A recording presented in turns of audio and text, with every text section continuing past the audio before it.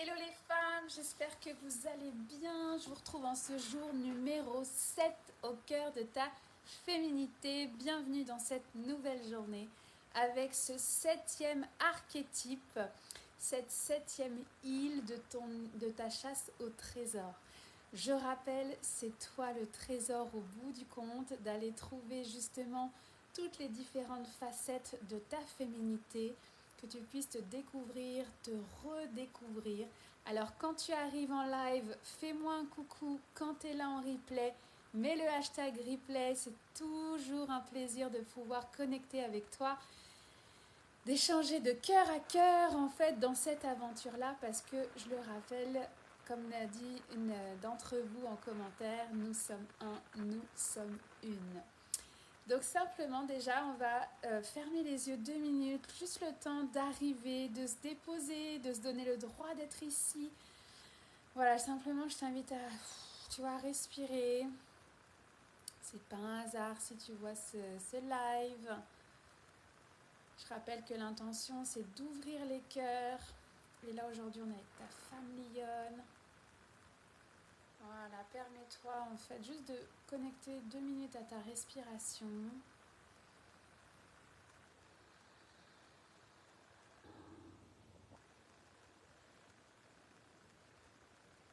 Voilà. Simplement mettant le focus au niveau de ton ventre, une respiration ventrale.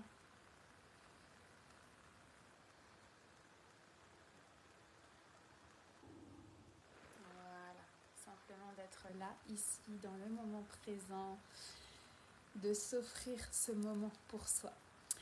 Alors aujourd'hui, on est avec la femme lionne. La femme lionne, cet archétype, c'est vraiment la puissance volcanique qui est à l'intérieur de chacune d'entre nous. On a cette force de lionne en nous qui s'érige en fait quand on en a besoin pour se faire reconnaître ses droits, de savoir rugir quand c'est le temps de rugir, de savoir mettre ses limites en fait et de savoir dire non.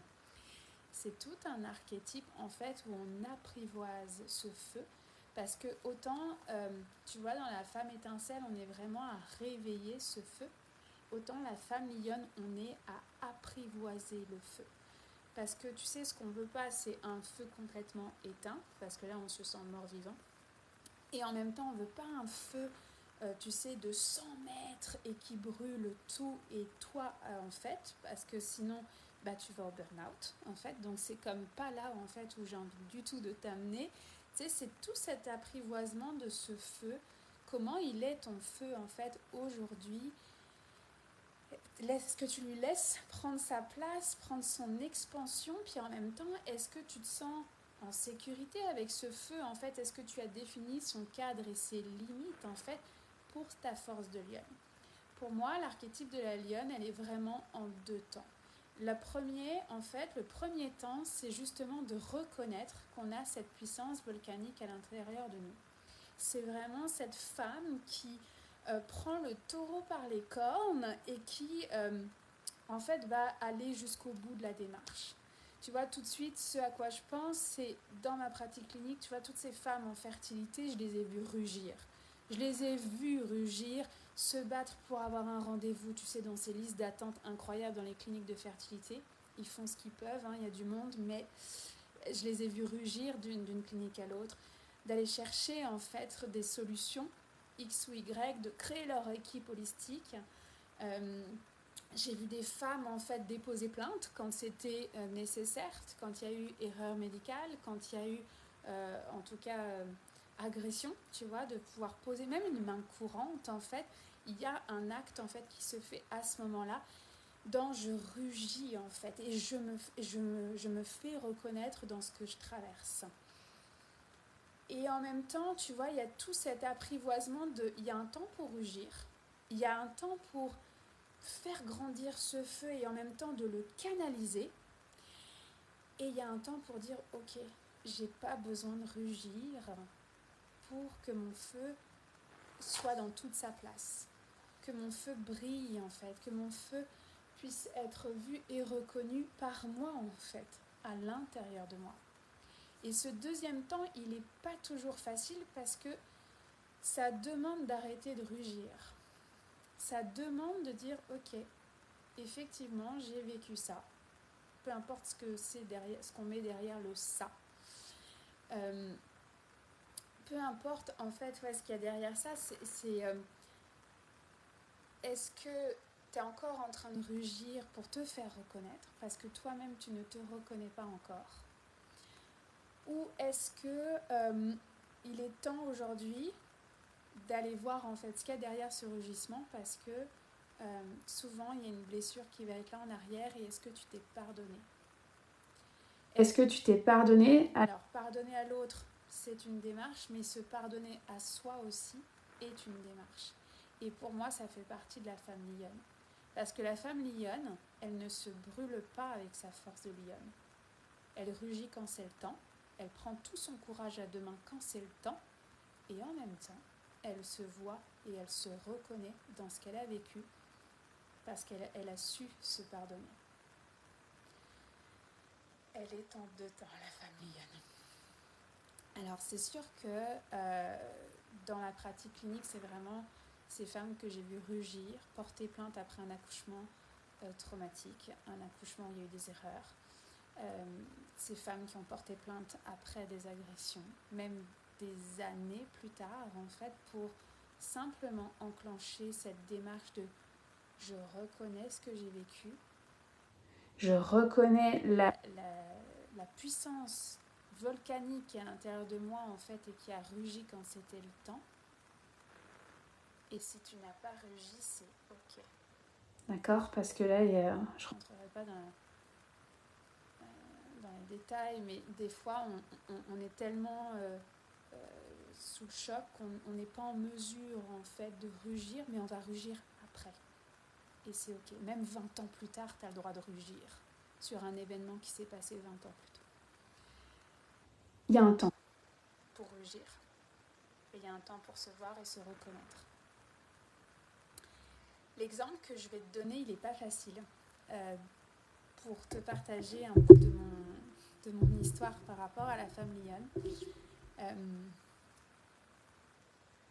Mais je vais prendre mon courage à deux mains parce que oui, ça fait maintenant 7-8 ans que ça s'est passé. Et en même temps, je sais que c'est important d'ouvrir les cœurs et de montrer la voie.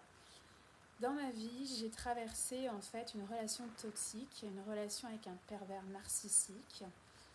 Dans ma plus grande des vulnérabilités, je me suis faite complètement embarquer par ce pouvoir manipulateur. Ça a été à la fois j'ai appris tellement de choses aussi là-dedans, dans cette relation. Mais il est arrivé un temps où, dans cette violence de ce type de relation, où j'ai dû rugir, où j'ai dû, en fait, c'est comme si je m'étais réveillée mais ça, je n'accepte pas. Ça, c'est non. Ça, c'est non. Là, on dépasse mes limites, en fait. Et ça prend ce temps de où est mon cadre et mes limites. Puis en même temps, quand on est face à ce genre de personnalité, c'est pas simple. C'est pas simple parce que c'est toujours toi le problème, c'est toujours toi qui as mal fait, c'est toujours toi qui n'es pas assez. Ça appuie vraiment sur les boutons. Des points que toi-même tu as besoin de guérir, que tu as besoin d'aimer en fait dans ces parties de toi. Donc, en fait, j'ai eu tellement de femmes dans mon bureau qui ont rencontré en fait ce type d'hommes. Ça ne veut pas dire que les femmes ne peuvent pas l'être, mais c'est juste que dans la relation que j'ai eue, ces pervers narcissiques qui ont écrasé le pouvoir des femmes, je l'ai vu souvent. Donc je l'ai vécu et il y a eu ce temps à un moment donné pour réagir, ce temps pour rugir et embrasser donc ma force de lionne pour pouvoir dire stop, ça je n'accepte pas. Au point que j'ai porté plainte, malgré que tout le monde m'avait dit ça va pas très loin en justice, etc. C'est compliqué à prouver. Mais il y avait une force démesurée en fait à l'intérieur de moi de faire reconnaître en fait ce que j'avais vécu. Et je me souviendrai toujours de cette procureure parce que je pleurais dans le bureau en me disant mais c'est pas possible, mais comment ça a pu m'arriver en fait? comment j'ai pu tomber aussi bas, comment j'ai pu me faire avoir de cette façon-là. Et cette procureure, je m'en souviendrai toute ma vie, puis je la remercie. J'ai tellement été soutenue par des femmes dans ce chemin. Elle m'avait dit, la violence conjugale n'a pas d'âge, n'a pas de culture, elle n'a pas de niveau social, elle n'a pas de niveau d'études. Tout le monde peut être sujet un jour dans sa vie à une relation avec un pervers ou une perverse narcissique. Il n'y a pas de critères pour pouvoir vivre ce genre de choses et en même temps, je te souhaite jamais de le vivre. Mais si tu le vis en ce moment ou si tu l'as vécu, j'ai juste envie de te dire que tu as cette force de lionne à l'intérieur de toi. Et donc, tu vois, quand j'ai porté plainte, je m'en souviendrai toute ma vie de ce jour-là. Je pensais que ça serait réglé et dans mon innocence, en l'espace de 3 mois, c'était terminé cette histoire. Ça a pris 18 mois. Et encore, paraît-il que dans le milieu de la justice, c'est rien. Ça a pris 18 mois. Tu sais, ces fameuses lettres d'huissier qui arrivent chez toi pour dire la prochaine date, ça sera ça. Tous les rebondissements qu'il y a pu avoir. Et en même temps, le jour où j'ai témoigné à la barre, j'étais avec cette force de lionne qui m'a drivée, qui m'a donné le courage d'être là. Alors oui, j'avais 2 amis aussi qui étaient avec moi. Mais ce dont je me souviens le plus, c'est mes bottes qui claquaient sur le sol. Évidemment que je revois toute la salle. Rien que t'en parler, je revois toute la salle. Je revois tout ce contexte. Mais j'y suis allée non pas avec la femme hyper vulnérable et qui culpabilisait d'avoir vécu en fait cette relation. Mais j'y suis allée avec ma force de lionne. Et pour ça, je m'étais créé ce mindset. Puis j'avais mes bottes qui claquaient. J'ai témoigné à la barre. Et j'ai gagné mon procès. J'ai gagné mon procès. Donc j'ai été reconnue. Oui, dans ce que j'ai vécu. Et je sais aussi à quel point c'est rare dans ce monde d'être reconnu d'un point de vue de la justice, en fait, dans ce qu'on a pu traverser. Et en même temps, je crois pas au hasard. Si je l'ai vécu, c'est parce que... alors, il y avait beaucoup de transgénérationnels, il y a eu tellement de guérisons là-dedans aussi. Mais tu vois, en tout cas, pendant ces 18 mois, évidemment que j'ai été accompagnée, pendant ces 18 mois-là, c'est la force de la lionne qui n'a jamais rien lâché. Il y a plein de fois où j'aurais pu dire on arrête là, c'est trop stressant. Pendant 18 mois, c'est te remettre à la face les erreurs que tu as faites, le choix que tu as fait.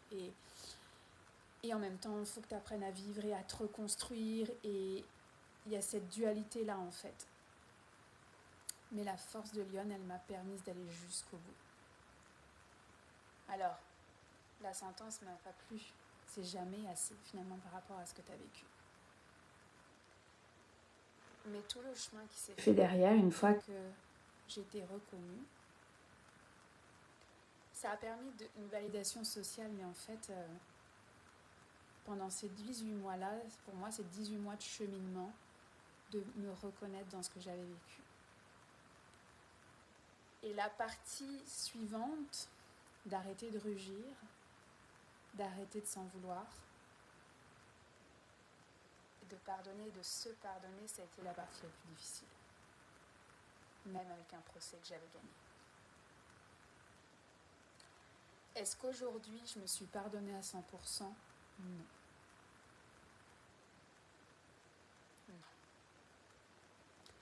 Mais je suis capable de t'en parler sans pleurer quand même, c'est ce que je réalise en ce moment. Oui, je tremble de l'intérieur. C'est pas la première fois que je le dis, mais à chaque fois que je le dis, je suis comme... Oh. Je pense que c'est la 2e fois que j'en parle sur les réseaux. Mais c'est ma force de lionne qui fait que je suis là aujourd'hui. Et que je t'en parle. Et que oui, j'ai survécu à ça. et que oui, j'ai à cœur de révolutionner la féminité parce que je ne veux plus que ça existe. Et oui, je suis idéaliste. Et je m'en fous. Je veux être cet idéaliste qui fait sa part, en fait, tout simplement.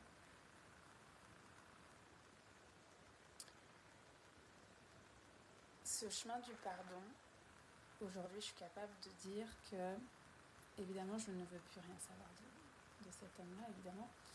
Mais je suis capable d'envoyer de l'amour et de dire j'espère que tu as changé, j'espère que tu vas mieux, j'espère que tu as appris à gérer ta colère. Et en fait, tout ça, ça repart et c'est terminé. Moi, est-ce que dans ce chemin de la lionne qui a rugi, qui a eu toutes les ressources pour le faire, en fait, qui est allée jusqu'au bout, mais c'est vraiment cet archétype de la femme lionne. Et le chemin du pardon, il a été beaucoup plus long. Beaucoup plus long. Là, il y a 7 ans qui viennent de se passer. C'est la fin d'un cycle, selon certaines cultures, selon certaines approches. Et je l'ai vraiment senti comme... ok, on passe à autre chose. On passe à autre chose. Évidemment que ça fait partie de mon histoire. Évidemment que j'aurais aimé ne pas le vivre. Évidemment que j'aimerais ne pas l'entendre dans ma pratique, dans ma pratique clinique, dans ma relation avec mes clients. Évidemment que j'aimerais que plus personne ne vive ça dans sa vie. Sans aller jusqu'au pervers narcissique. Ces abus de pouvoir. Peu importe la forme en fait qu'ils prennent, ne devrait pas avoir lieu. On n'a pas besoin de rugir pour mettre ses limites. La violence, on n'en a pas besoin. La violence, elle cache toujours des blessures. Mais donc ma question pour toi aujourd'hui, c'est quand est-ce que tu as eu cette force de lionne? Est-ce qu'en ce moment, tu as besoin d'une force de lionne pour accomplir ce projet, pour remonter en selle, pour prendre ce bâton de marche et marcher? Peut-être pour poser plainte si c'est ton chemin. Dans quel domaine, dans quel projet, dans quelle sphère de ta vie tu as besoin en ce moment de ta force de lionne? Dans ta vie professionnelle, dans ta vie familiale, dans ton chemin de fertilité? Où as-tu besoin de ta force de lionne en ce moment? Et est-ce qu'il y a une partie de toi qui cache en fait cet événement de vie et qui a besoin encore d'amour et de se laisser bercer? Est-ce que tu as le sentiment de rugir? Et que là, il n'est plus le temps de rugir. C'est des questions que je vais t'inviter à aller voir dans une pratique de journaling.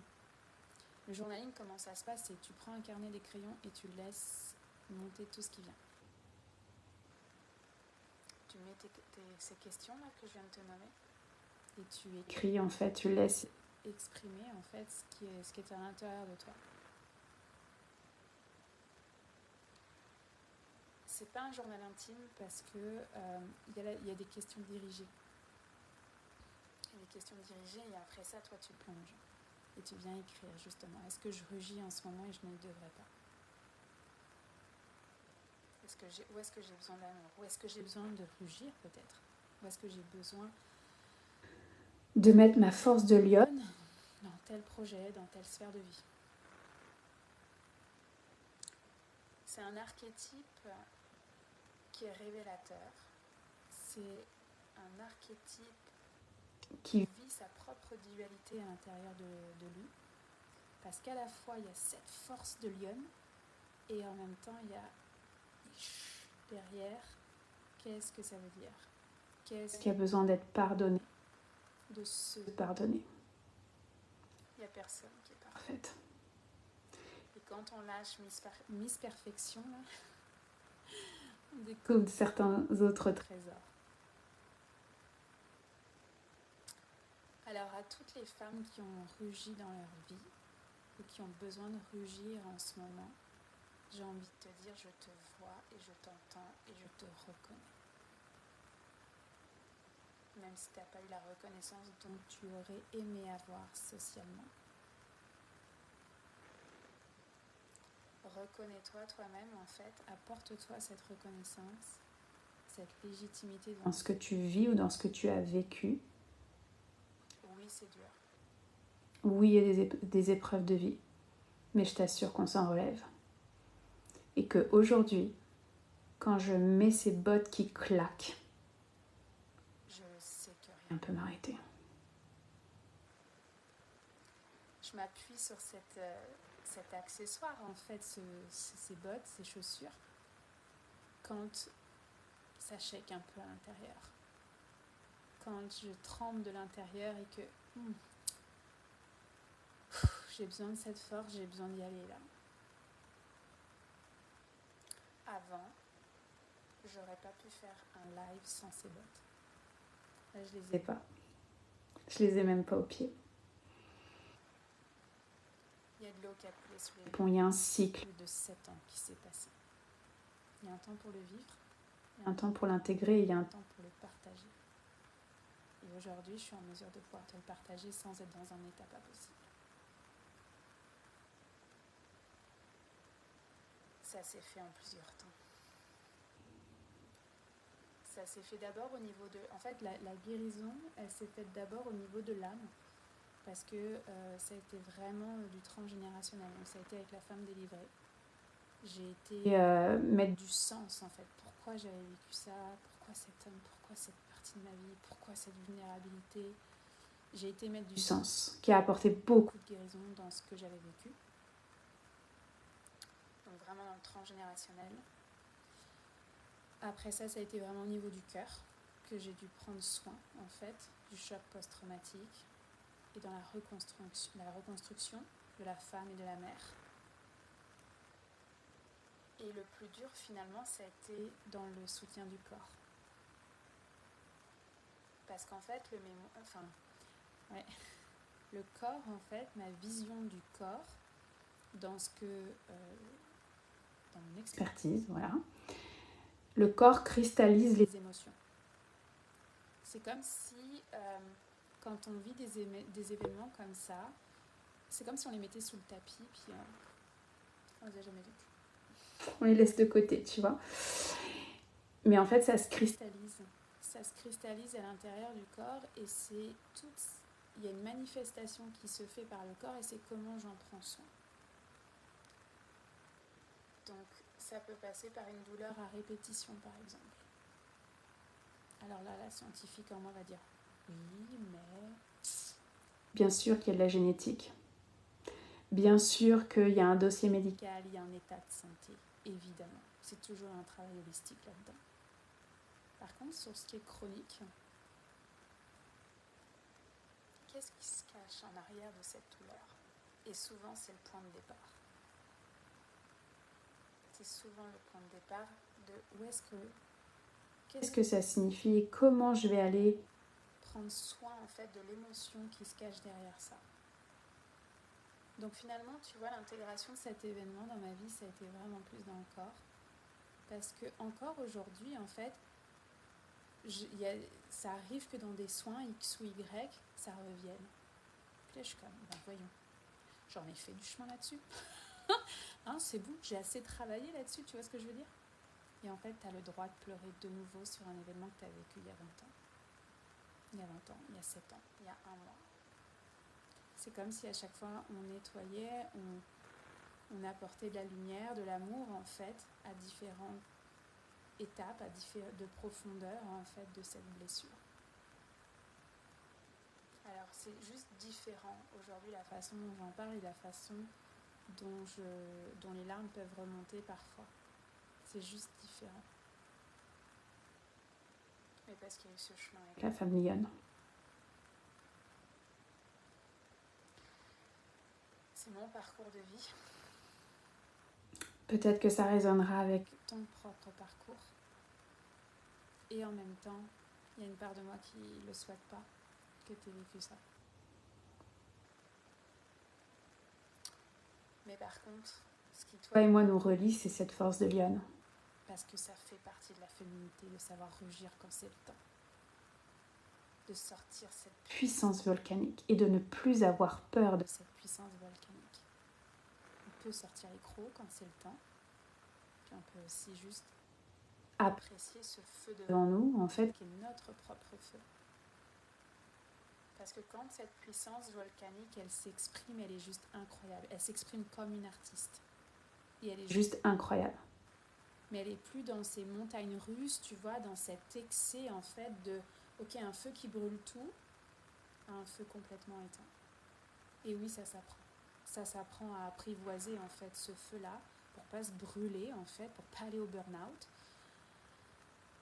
Et en même temps de le laisser briller, de le laisser étinceler parce que à la fois toi c'est nourrissant pour toi en fait de voir cet artiste à l'intérieur de toi qui s'exprime avec sa puissance volcanique, avec cette force de lionne, et en même temps elle ne s'épuise pas parce qu'elle accueille les différentes parties d'elle-même, même ses parts d'ombre, même ses souvenirs dont elle aimerait ne pas parler.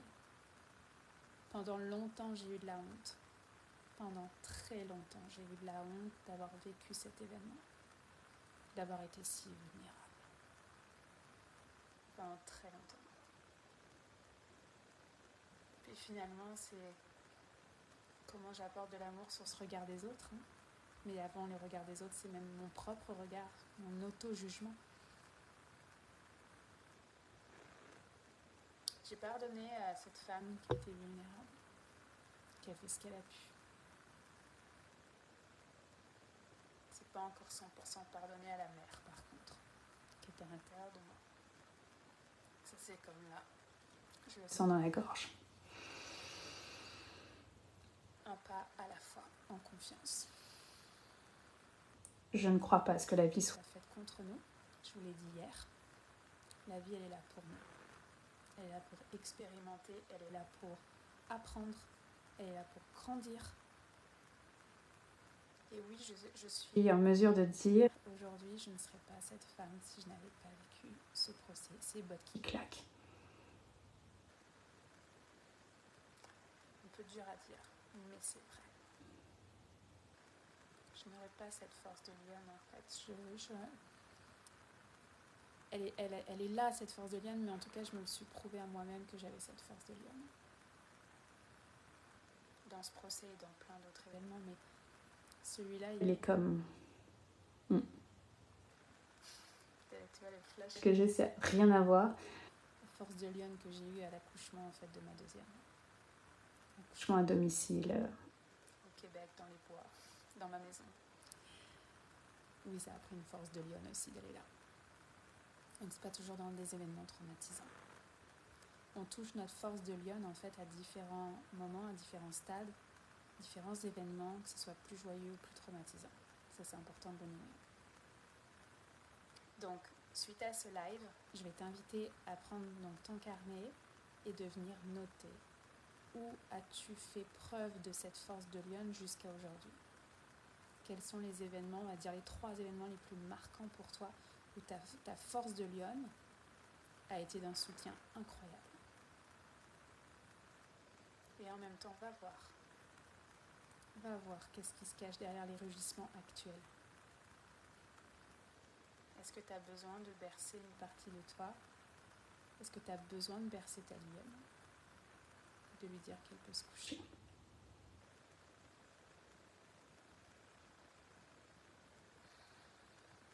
Le résultat avec la femme lionne, pour moi, il est vraiment de se reconnaître. De reconnaître en fait sa puissance volcanique en fait. Parce que en fait ce feu, une fois qu'il est rallumé, une fois qu'il est canalisé, d'accord, dans sa grandeur, non pas destructrice là, mais vraiment dans sa grandeur, c'est tout ce feu créateur En fait, c'est toute ta créativité. Ça va tellement au-delà du pouvoir d'enfanter là, c'est tout ce... C'est tout ce qui fait que tu es en vie. En fait. Je sais que je le dis souvent, mais... Ce feu, en fait, quand il est là, quand il est devant toi, dans sa grandeur et que tu le laisses s'exprimer parce que tu n'as plus peur, c'est juste magnétique. C'est juste magnétique, c'est juste... Out of words. C'est magnétique de voir le feu De quelqu'un, briller comme ça. Et de se dire, waouh, je veux la même chose. Moi aussi, je veux ressentir ce feu sans brûler, le laisser s'exprimer. Et en même temps, il est là. Et c'est là où je t'emmène avec la forme Yum.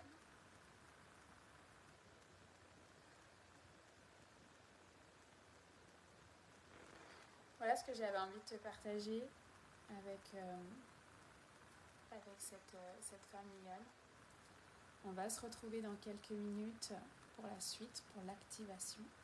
Toi, tu vas prendre le temps d'ici l'activation ou après, c'est toi qui vois, là, c'est toi qui es responsable de ton timing pour faire cet exercice de journaling. À partir de maintenant, je vais répondre aux questions que j'ai reçues en fait en privé par rapport aux sourcières. Donc si tu veux y aller, vas-y, et on se retrouve dans l'activation pour la suite. On m'a posé la question, Laurence, est-ce que je vais être capable de suivre le rythme des sorcières?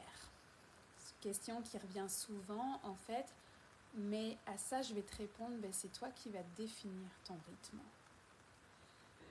Le contenu de chaque archétype, il est prêt, il est disponible et tu accèdes à un nouvel archétype toutes les 3 semaines. Si tu viens en cohorte, c'est toutes les 3 semaines que tu as accès à du nouveau contenu. Donc ce que ça veut dire, c'est que toi, tu vas passer à travers le contenu à ton propre rythme. Quand tu as fini de travailler, quand bébé dort, c'est toi qui vas définir ton propre rythme. La régularité qu'il y a en fait des sorcières de se retrouver en cohorte, c'est un cercle de femmes toutes les 2 semaines. C'est tout. Il va y avoir un canal Telegram aussi, où au quotidien, si tu as envie, tu peux en faire partie. Moi, je dis très souvent dans les groupes Telegram, en fait, je me mets plus la pression. Je me mets plus la pression dans le sens où c'est un groupe d'échange. S'il n'y a pas d'échange, il n'y a pas d'échange. Mais en général, il y a des échanges. Parce que les femmes, on a besoin de déposer en fait ce qu'on traverse, ce qu'on a vu dans le contenu, qu'est-ce que ça a fait bouger à l'intérieur de nous. Et c'est un groupe de soutien en fait qui existe. Moi, je vais y mettre des audios de temps en temps, avec des inputs, des nouveaux outils, parce que j'aime ça. Mais si t'as pas le temps de les écouter, c'est pas grave en fait, tu vois. Le syndrome de la bonne élève, là, on le met de côté. Donc, tu as accès à chaque archétype toutes les 3 semaines. Tu vas à ton propre rythme en fait pour les écouter. Ce n'est pas en live, c'est en autonomie. Et la seule régularité réelle en fait à travers les cohortes, c'est qu'on se voit toutes les 2 semaines en cercle. Ça, c'est une régularité, en tout cas, c'est des dates que je vais t'inviter à mettre dans ton agenda parce que ça ne sera pas enregistré. Les cercles de femmes, ce n'est pas enregistré pour des raisons de confidentialité et d'intimité. Je vais faire une méditation d'ancrage à chaque début parce que c'est important pour moi, parce qu'on arrive, on se dépose, puis après ça, on va partager ensemble ce qui est vivant à l'intérieur de nous. Et puis on sera les miroirs des unes et des autres là-dedans. Donc oui, là, avec cet événement au cœur de ta féminité, tu vis une certaine intensité si tu es là tous les jours, si tu es là et que tu traverses tous ces archétypes. C'est vrai. En même temps, les replays sont disponibles. Je remettrai le lien en dessous si tu as besoin, si tu n'es pas inscrite à l'événement et que tu veux voir les replays, tu les fais à ton rythme, les replays. Au vu du nombre de vues en fait, que je vois dans les statistiques, vous êtes beaucoup à voir tout ça en replay. Vous êtes moins en live, c'est normal en fait, on a tous nos propres rythmes. Donc voilà, donc simplement par rapport à la question du rythme, c'est toi en fait qui va définir ton rythme, ton engagement. Il y en a qui vont manger l'archétype en 3 jours et il y en a qui vont prendre du temps. Et puis de toute façon, je laisse toujours un temps supplémentaire après chaque cohorte pour continuer d'accéder aux archétypes pour que tu puisses faire ce que tu n'auras pas eu le temps de voir. Donc par exemple, si tu embarques dans la cohorte de 4 mois, là, du 22 mars au 5 juillet, tu auras accès aux archétypes jusqu'au 31 août. Donc tu auras tout l'été pour revoir ce que tu n'as pas vu. Pareil pour celles qui s'engagent pour 1 an, tu vas avoir 2 mois ensuite pour continuer, 2 mois, 6 semaines, je ne sais plus exactement. Et tu auras un temps en fait pour continuer en fait ces archétypes et retourner peut-être voir en fait ou refaire un outil que tu auras vu à travers ces différents contenus. Donc voilà, par rapport à la question du rythme, de l'intensité, de ce que ça représente en fait une cohorte. Versus si tu choisis les sourcières en autonomie, bah là tu es 100% autonome. C'est-à-dire que tu me fais part du choix de quel archétype tu veux. Admettons, tu me dis femme étincelle ou femme lionne. Je vais te donner accès à tout le contenu et tu vas y accéder en autonomie pendant 2 mois. Et c'est toi qui vas défiler en fait le contenu et tu vas le faire à ton propre rythme. Des fois, ça sera une mise à l'étrier pour rentrer dans une cohorte suivante. Et des fois, ça sera suffisant parce que c'est ce dont tu avais besoin. Et là, dans ces cas-là, pour choisir ton archétype, je vais te référer au replay de cet événement au cœur de ta féminité pour voir celui qui vibre le plus pour toi. Mais oui, financièrement, c'est plus intéressant d'embarquer dans une cohorte parce que tu as le groupe Telegram, tu as les cercles de femmes, tu as ce soutien en fait qui est là en plus. Mais c'est un choix en fait, et il n'y a pas de bon choix ou de mauvais choix, il y a juste ce qui est le mieux pour toi. Donc si tu hésites, n'hésite pas à m'écrire. C'est important pour moi d'avoir en fait ce lien de connexion et de pouvoir répondre aux interrogations. Mais c'est important que j'y réponde ici en live si jamais tu te poses ces questions-là. Je t'embrasse fort. Je te souhaite un bel exercice de journaling et on se retrouve en activation pour la suite, en visualisation guidée. À très vite.